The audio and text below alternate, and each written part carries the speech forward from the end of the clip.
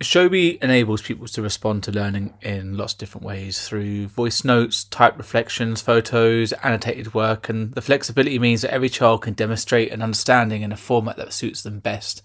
It encourages greater engagement, confidence, and ownership of their learning. So I'm going to take this here, this resource of the water cycle, and we're going to just look at some of these tools.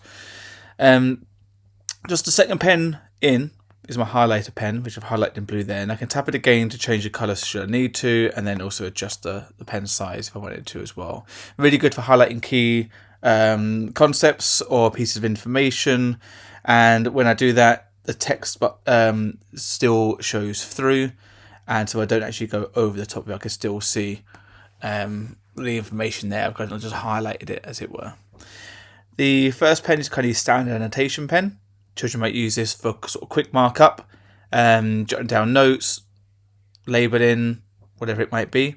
Again, tap it again, I can change the colour if I wanted to, and change the pen size if I wanted to as well.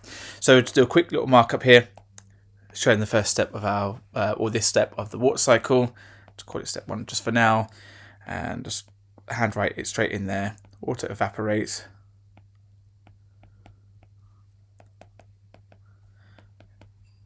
Into the air. But one of my favourite tools that children will use to document their understanding is the voice notes, which is a speech bubble with the play button inside, and I can tap wherever this wants to go, and they're given the recording options as it comes up there for the voice note, and when I'm ready to, I can hit record. Really good for children who struggle to put pen to paper but want to demonstrate the knowledge and the depth of their understanding and their learning. And they can retell that through that voice. Water vapour in the air cools down and changes back into tiny drops of liquid water, forming clouds.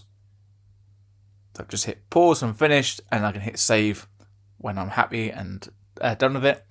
Children want to delete that and try again, they can hold their finger down onto it and then delete that, or rename the voice note if they wanted to name it into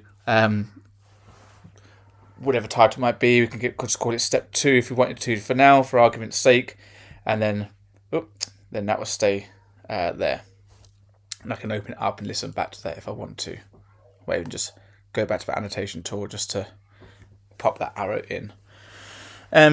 If I was to make a mistake with my markup as I'm responding to my learning, I can use the rubber tool, and I can just rub out that line if I needed to, or any kind of mistake I might make, and just give it another go. The other one which I might use is either a comment box, which is this one here. Again, we can just tap wherever we want it to feed into, and I can just type text that in, or I can even make use of the dictation tool, which we can do here, and just see that speech to text operation play out.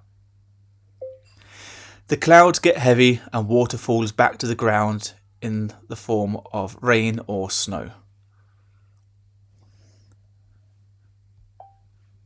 And there's that there. And if I'm happy, I can just press save, and that comment box just sits in there.